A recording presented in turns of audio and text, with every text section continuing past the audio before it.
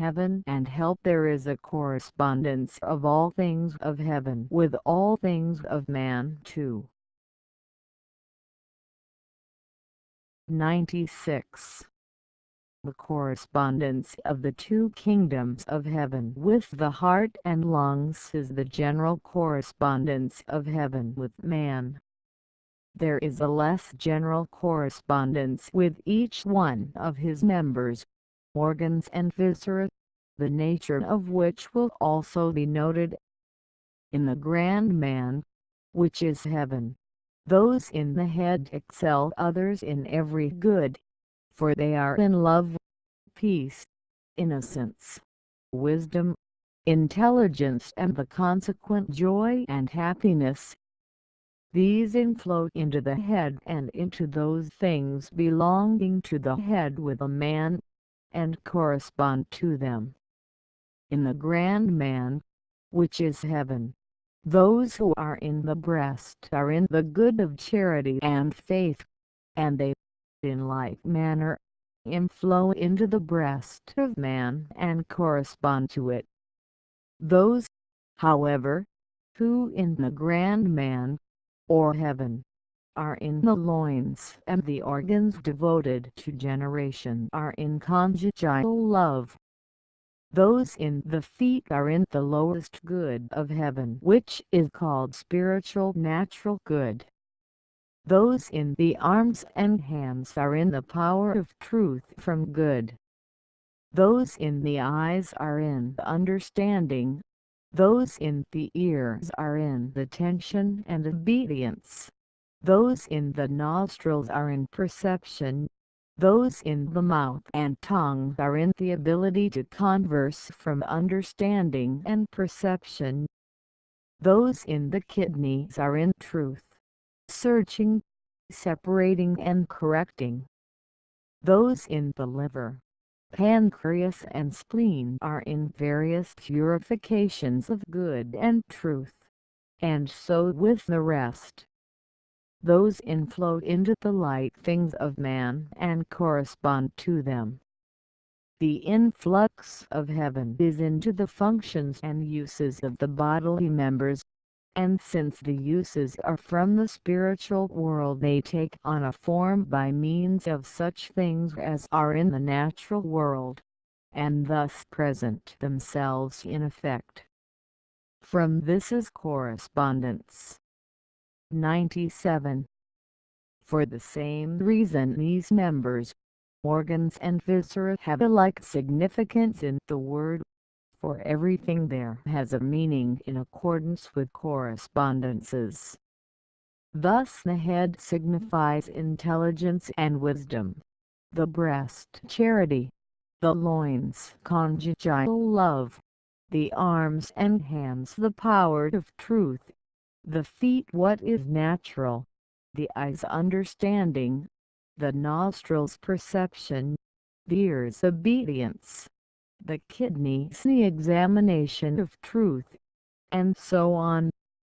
Hence also, in common speech, it is usual to say of one who is intelligent and wise that he has a head, of one who is in charity that he is a bosom friend, of one who has perception that he is keen-scented, of one who is in intelligence that he is sharp-sighted, of one who is powerful that he is long-handed, of one who wills from love, that it is done from the heart.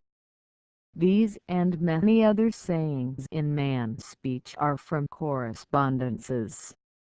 For such things are from the spiritual world although man does not know it. 98. That there is such a correspondence of all things of heaven with all things of man has been shown to me by much experience, by so much as to convince me of it as of an evident fact admitting of no doubt. But it is not necessary here to bring forward all that experience, nor does its abundance permit of so doing. It may be seen set forth in Arcana Caeles I8 where correspondences, representations, the influx of the spiritual world into the natural world, and the intercourse of the soul and the body are treated of. Concerning the correspondence of all the members of the body with the grand man, or heaven, generally and specifically, from experience. Concerning the influx of the spiritual world into the natural world, or of heaven into the world, and concerning the influx of the soul into all things of the body, from experience. Concerning the intercourse between the soul and body from experience. 99. Now although all bodily things of man correspond to all things of heaven, yet it is not in respect of his external form that man is an image of heaven, but in respect of his internal form. For the interiors of man receive heaven and his exteriors receive the world. So far, therefore, as his interiors receive heaven, man is, in respect of them, the heaven in least form after the image of the greatest. But so far as his interiors do not receive heaven, he is not the heaven and an image of the greatest. Nevertheless, his exteriors which receive the world can be in a form in accordance with the order of the world and thus variously beautiful. For outward beauty which pertains to the body is derived from parents and from formation in the womb, and is afterwards preserved by a general influx from the world. Hence it is that the form of one's natural man differs greatly from the form of his spiritual man.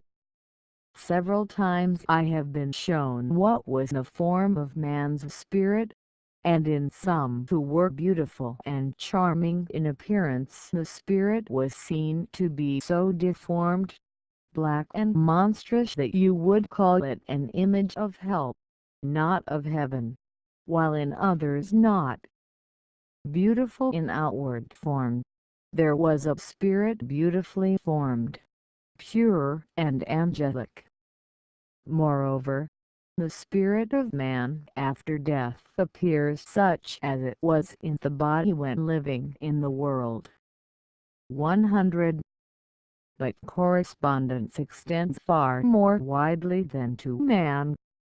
For there is a correspondence of the heavens with one another. To the third or inmost heaven the second or middle heaven corresponds, and to the second or middle heaven the first or outermost heaven corresponds, and this corresponds to the bodily forms in man called his members, organs and viscera. Thus it is the bodily part of man in which heaven finally terminates, and upon which it stands firm upon its base. But this arcanum will be fully unfolded elsewhere. 101. The truth that must by all means be known is that all correspondence with heaven is with the Lord's divine human, because heaven is from him and he is heaven, as has been shown in previous sections. For if the divine human did not inflow into all things of the world, there would be neither angel nor man. From this, again, it is evident why the Lord became man, and clothed his divine with a human from first to last. It was because the divine human which was the source of heaven before the Lord's coming was no longer sufficient to sustain all things, for the reason that man, who is the foundation of the heavens, had weakened and destroyed order. The nature and quality of the divine human which was before the coming of the Lord, and what the condition of heaven was at that time, may be seen in collected extracts appended to the preceding section. 102. Angels are amazed when they hear that there are men who attribute all things to nature and nothing to the divine, and who also believe that one's body, into which so many wonders of heaven are gathered, is a product of nature. Still more are they amazed that the rational part of man is believed to be from nature, when, if men will but raise their minds a little, they can see that such things are from the divine and not from nature, and that nature has been created simply for clothing the spiritual and for presenting it in a corresponding form in the ultimate of order. Such men they liken to owls which see in darkness, but in light see nothing.